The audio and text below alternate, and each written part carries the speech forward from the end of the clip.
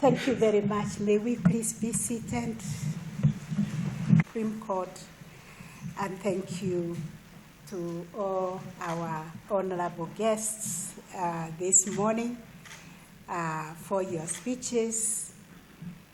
And most importantly, I wish to recognize in a very, very special way our new learned friends. Good morning. Good morning. Good morning again. Good morning. You look impeccably smart. You look confident. You are yearning to go and achieve. And we are here to celebrate you, to congratulate you, and to encourage you.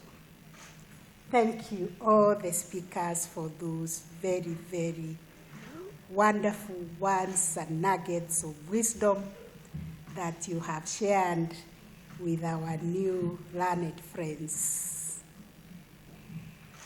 I recall in 1987, when none of you was born, perhaps even your parents, when I sat where you are, and Dr. Friend Ojiambo stood here to encourage us.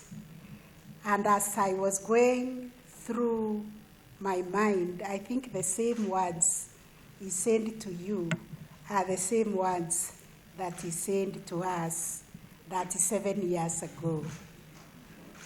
That is, we follow justice.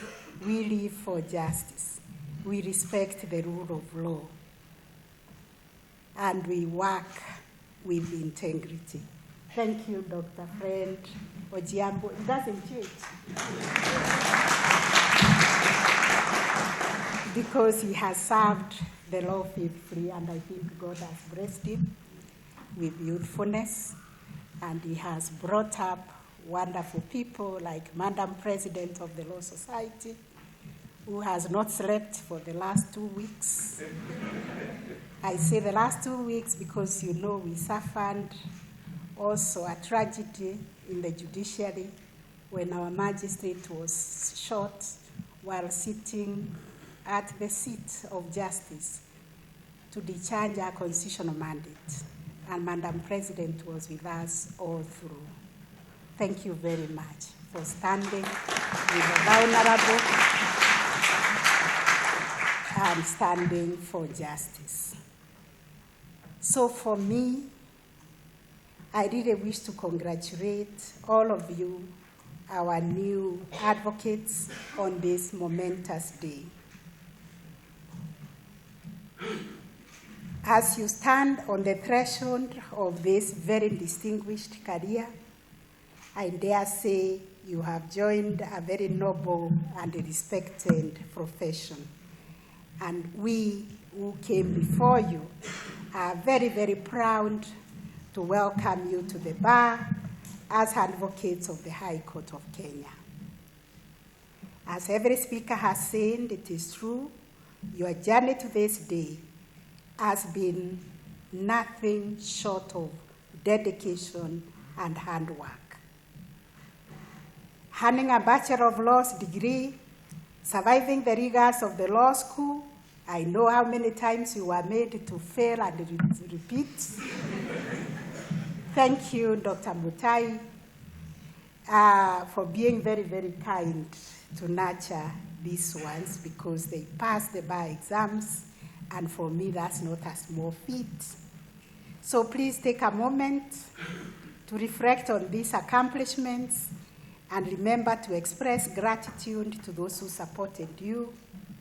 Remember your parents, remember your guardians, your friends, and teachers who supported you along the way.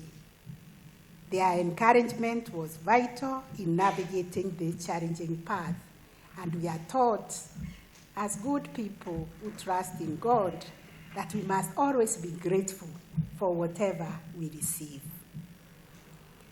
So remember, though, that today is not an end, but a beginning. The journey of being an advocate is continuous, marked by lifelong learning and commitment to the rule of law. I think from the events that are happening in our country, our refrain is that we should always observe the rule of law. We are all part of a communal pursuit of justice. We are missionaries, and our mission extends throughout our career. I'm so privileged to call you learned friends this morning because you are joining the bar at a pivotal moment when our country is at a crossroads. You belong to the generation that has been the focus of public discourse in our country in recent times, the generation known as Gen Z. We celebrate you, we honor you. I urge you to use your knowledge and skills in service of our country to help us navigate this historical moment. I also encourage you to continue using your voices and skills to advocate for initiatives that strengthen democratic governance. Use your voices and skills to help us respect human rights, to promote national unity, and to seek stability of our nation, and beyond, to advance peaceful resolution of disputes and foster national development and progress. At this moment, I take this opportunity to extend condolences and sympathies on behalf of the judiciary and on my own behalf to the families, friends, and relatives of those who lost their loved ones during the mass protests that we have witnessed across the country. Many of these were young people whose dreams were nipped in the bud, whose lives were cut short before they could realize their full potential and dreams, the causes for which they died for. I also wish a quick recovery to those who are injured and still recuperating in various hospitals across the country. When the framers of our Constitution provided for the right to peaceful and unharmed right to assemble, the Constitution provided for the right to demonstrate, to picket, and to present petitions to public authorities. In Article 37, it did not envisage that anyone would lose their life while exercising this right, because life remains sacrosanct, as protected under Article 26 of the Constitution, and the law enforcement should exercise caution in balancing the protection of the law and order and the rights of protesters. We cannot, for us, judges and judicial officers, envisage anybody taking law into their own hands and taking away a life. Life is precious. It should always be preserved. Even if somebody is caught stealing or committing the worst form of a crime, they must be arrested and processed according to the law. We should not witness cases of excessive use of force that threaten the lives of peaceful and unharmed protesters. I therefore condemn the excessive use of force on protesters that we have witnessed and urge that the perpetrators be disciplined, because life cannot just be taken away. There must be a process. Those who are the perpetrators of those cases of violence must be charged and prosecuted in accordance with the law, because this country is governed by the rule of law, and there must be a process for everything. The state's responsibility is to protect life, not to take it away. At this moment, may I request that we stand up and observe a minute of silence in honor of the victims who have lost their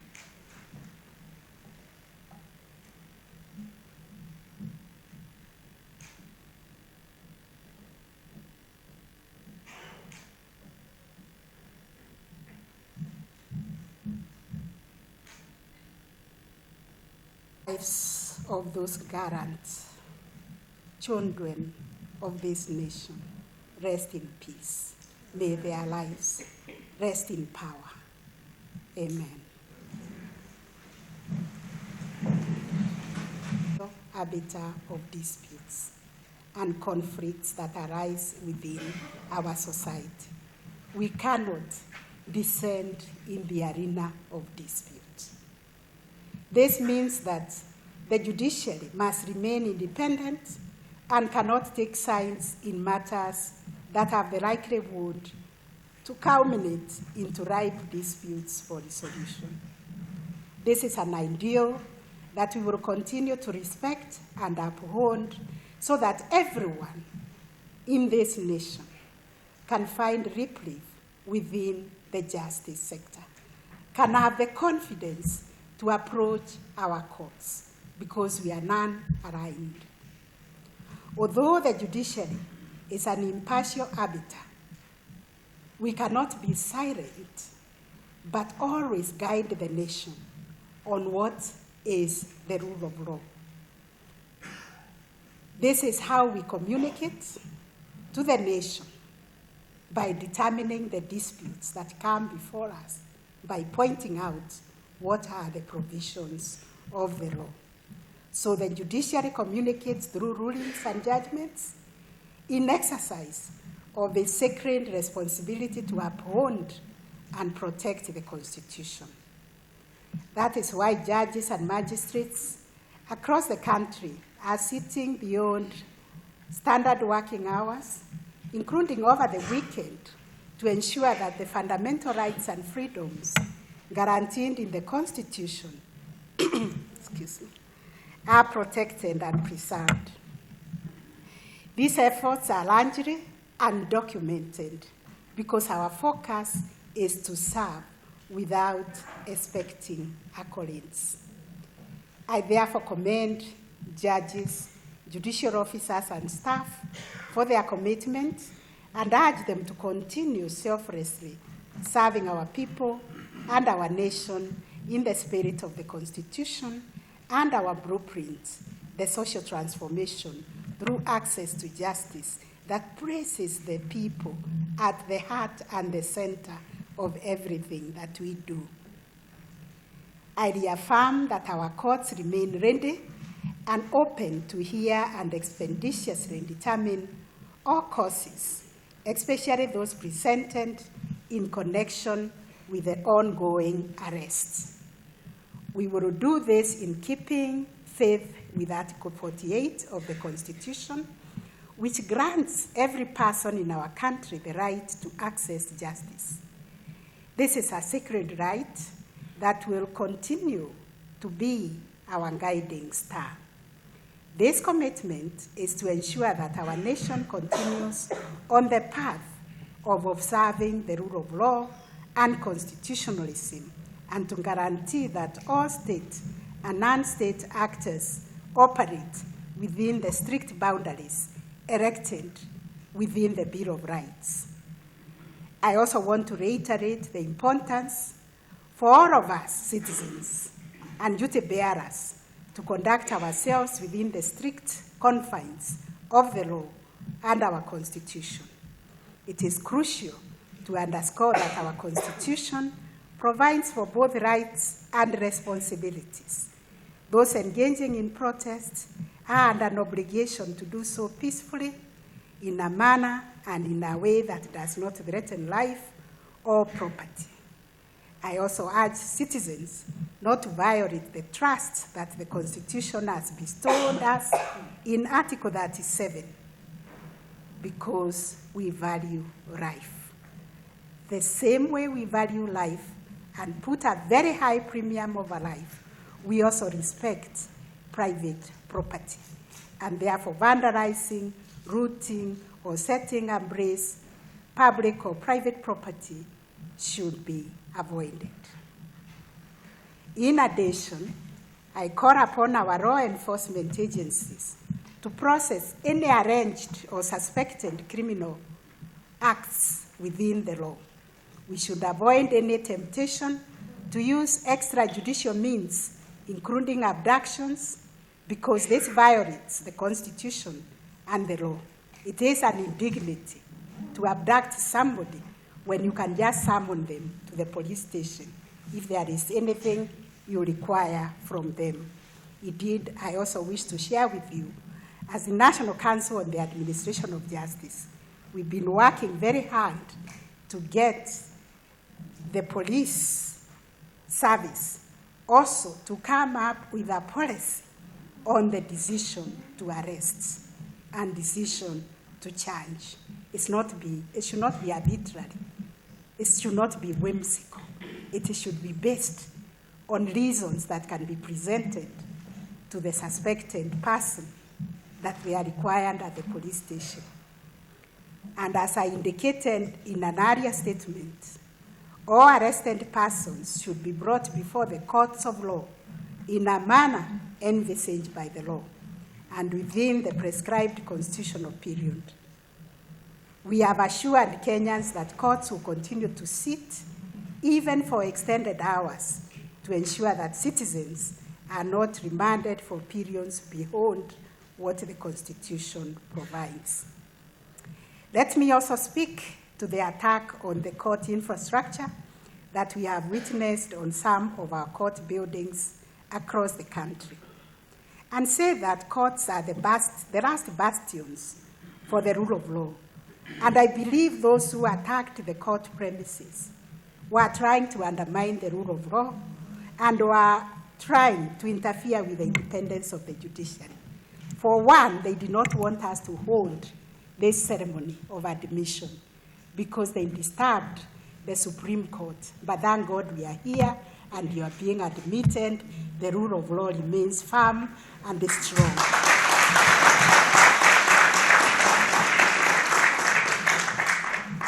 Our Constitution envisages also a culture of national dialogue and peaceful resolution of grievances and disputes. This is why in the courts, in the judiciary, we have been talking about the multi-door approach to justice, whereby we can negotiate, we can mediate, we can resolve disputes by looking for solutions ourselves because we know the root causes of our problems. Even the way we are brought up, we negotiate for everything. Even when I go to the market, I negotiate with the mama mboga because I want a fair deal. So negotiations is part and parcel of us. So I urge all of us as citizens of this great country to remember that peaceful resolution of disputes and grievances is essential to secure national stability and a peaceful and prosperous future as promised in our Constitution. Our dear learned friends, to conclude, I want to tell you, your admission to the bar today presents you with immense opportunities for you to exploit and leave a mark in terms of advancing the rule of law and also playing a role in the national development. This is a great country with a great constitution. Let this day be a reminder of your commitment to upholding the ideals of the legal profession. Your journey as an advocate is not just about being a legal expert, as you have been told, but it's also about being a guardian of justice and a defender of the rule of law. Embrace these challenges and opportunities with the same dedication and zeal that brought you today. That very energy you used to get to where you are is the same energy you should wake up with every day of your life. Once again, congratulations on your admission to the role of advocates of the High Court of Kenya. Your journey as custodians of justice and the rule of law begins now. We look forward to your contributions to our legal system and the society at large. I wish you God's blessings, and let nobody discourage you that the profession is saturated. This is a country of 55 million people, and with barely 25,000 lawyers, you are just a drop in the bucket. There is something for each one of you to do and to thrive, and that's what I have told the more than 5,000 advocates I have admitted. I have wished them well, I have wished them God's success, and I've told them to go forth with confidence, because God is our provider, and He will provide for you. Never, never give up, and let nobody ever discourage you. Wear that gown, wear that title of an advocate with courage. Never apologize one day for being an advocate, but thank God every day that you became an advocate of the High Court. I thank you all, and I believe you are going to have wonderful parties all over celebrating. I don't know why nobody invited me.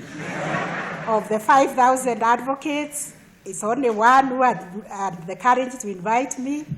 Somebody called Chipe Imani, invited me for a party. Thank you for inviting me. But I wish you well, I wish you celebrations. Thank you, and God bless you.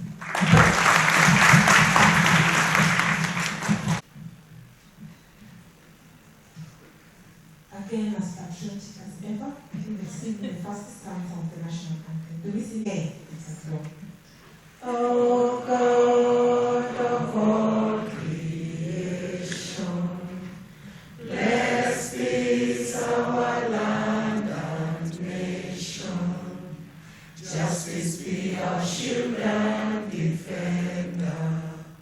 May we dwell in unity, peace and liberty. Let it be found within our borders. Thank you so much, Sharon Mayu. You can be seated. Now that brings us to the end of our conversation today.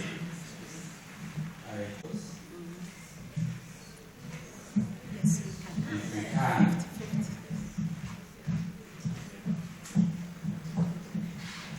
Just sit here. Maybe the kind of mission have the photos here. Philip, 20.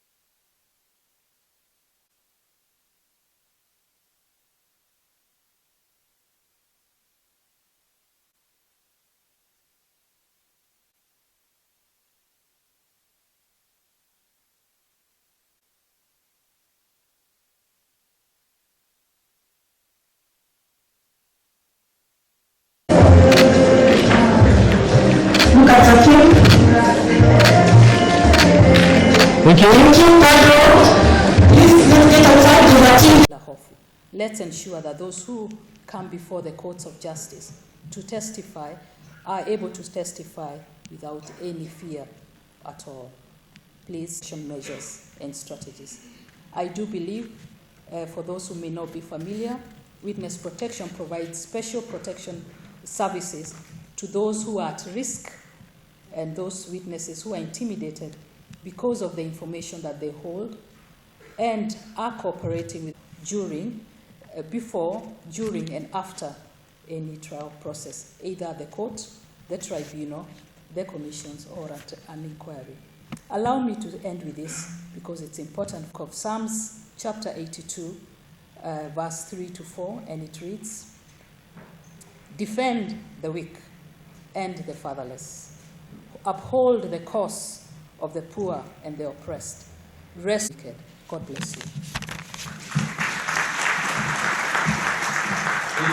Thank you so much, Commissioner Rubio, for the wonderful words. Now I want to welcome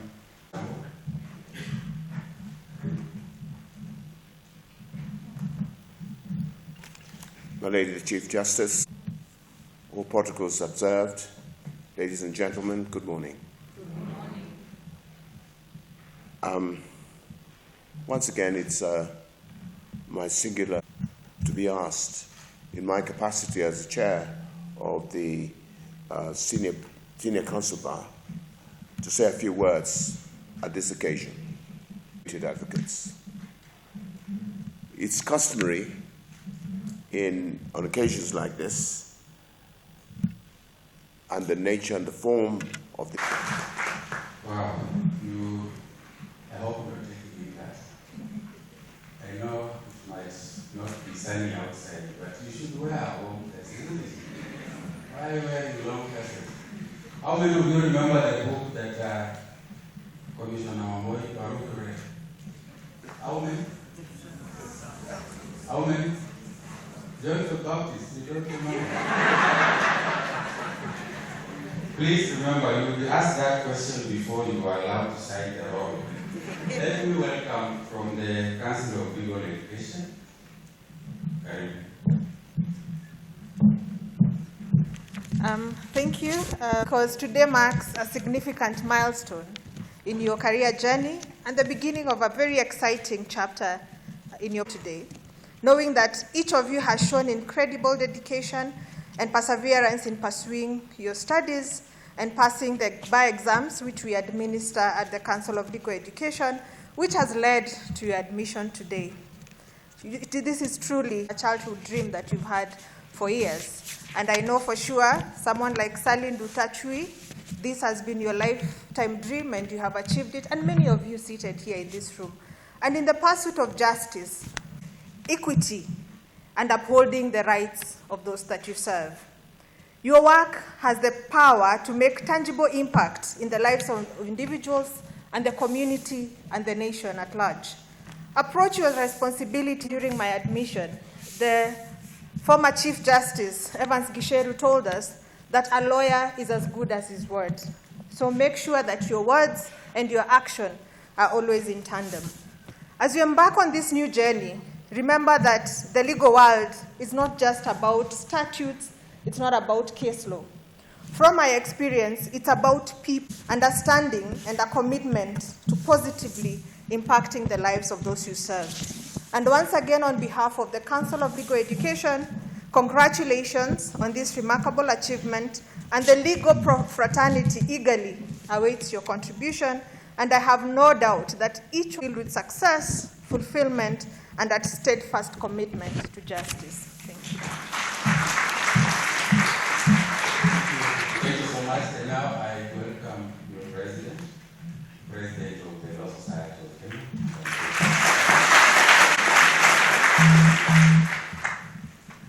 The Honorable Chief, allow me to adopt the protocols as were previously pronounced.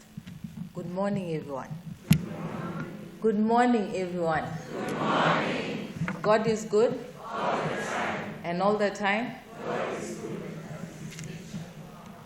The ones who know the last part are the ones who go to church. Eh? So today is a significant occasion, a day of celebration and reflection. A day where we acknowledge the hard work, dedication, and the many hours of sweating that has brought you to this auspicious moment in your legal careers. And the President, I'm filled with immense pride and optimism for the future of our profession, for it's in your hands that this baton of justice, integrity, and advocacy will be carried on. In times of crisis like the ones we are now in, this more under the spotlight, I know that you know that we are the protectors of human rights, defenders of justice, and the voice of the voiceless. Our profession is not just about the glamorous suits, and by the way, you all look amazing. It is about championing the principles of respect for the rule of law, justice, and humanity. As advocates, we must rise to the occasion, especially in times of turmoil, to ensure that justice prevails and the rule of law is upheld. I dare say that when you're fighting for justice, it doesn't mean that you're not afraid. It doesn't mean that you don't care about your life. Courage is fear well prayed for. And so, as my chair of the Senior Council, Bao, was talking about embedding justice into your character, it means standing up even when you're afraid. It means getting out of your comfort zone. You've seen advocates coming out all around the country, and I hope you'll be joining that battalion. Today is your first successful submissions. Your second or your third, you may get the opportunity to defend children that have been arrested, who have been shot at, to defend members of the public. And I urge you to treat it as your most important brief. Because in a backdrop of our country where people are being abducted every single day, where numbers are being skewed in terms of the numbers of people who have been killed, where property is valued higher than life, it is important for advocates to stand and say no. I dare tell you, no one will remember how expensive your suits were, how great your car was. But the people who will remember you are the people that you helped at their most desperate time, when they had no one to stand for them, when they had no one to ensure that their voice is heard. There are voiceless people in the estates that you live. There are voiceless people around your neighborhoods. It is you who can be that voice for them. And in times like this, it requires us to stand up and rise up to the occasion. This will be your determination of the kind of advocate you shall be. We are required to show humanity. And so at a time like this, when the Kenyans are calling out for help, this is how we distinguish ourselves as advocates. This is why advocates are important in this nation.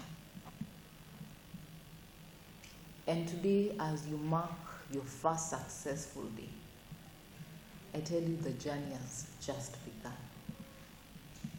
To ensure that we protect justice, to ensure that the rule of law is upheld, more than ever you'll be visiting these very courts.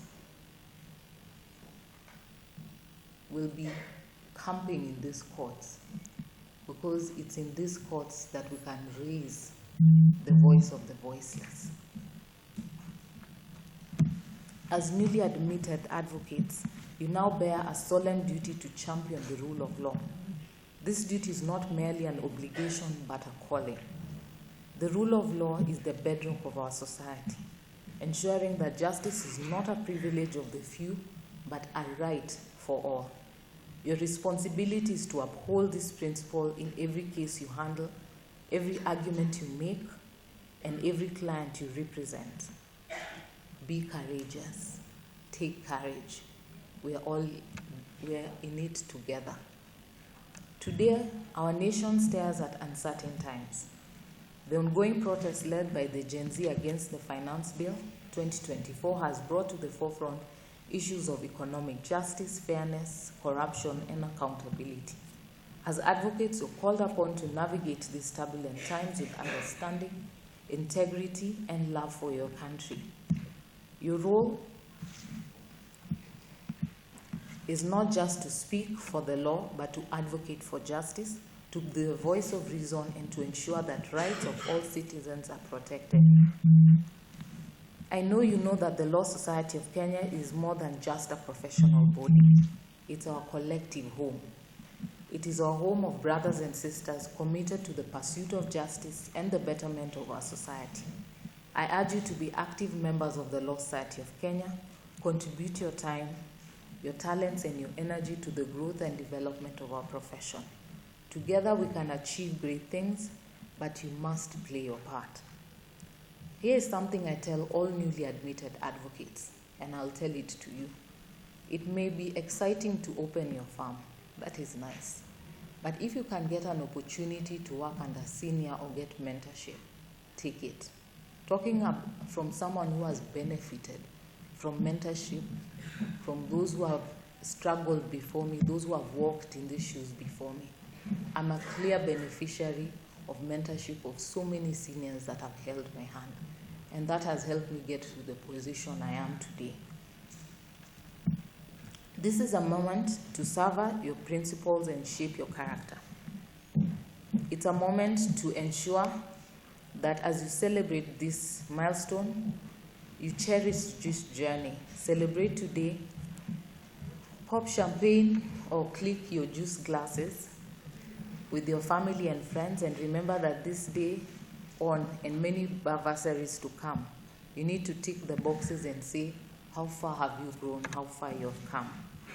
In addition, because we are brothers and sisters in the profession, it is essential that we support one another, hold each other's hands. As you grow, lift others up. You'll have your class that you celebrate and you'll stay in WhatsApp groups. Let it not just be for cosmetics. Hold each other's hand, be accountable, check in on one another. Let us not let anyone fall on the wayside. Finally, as you step into this new chapter of your lives, I wish you all success, fulfillment, and satisfaction of this noble profession can offer you. May you find joy in your work. The profession is ever evolving, and to stand out from your peers, you must embrace a growth mindset. Be humble. Learn that you can always learn something new. Pursue further to enhance your skills. The senior the chair of the Senior Council Bar will confirm to you that the journey of learning and growth is a lifelong one, and it's commitment to self-improvement that will set you apart and bring you greater success. So, my distinguished ladies and gentlemen, and the newest advocates in town, it gives me a lot of joy in knowing that the future of our profession is bright because of you. So embrace this opportunity, make a difference for humanity and yourself. The Law Society will stand with you from today going on forwards. And I urge you that in every step you make, God bless you all.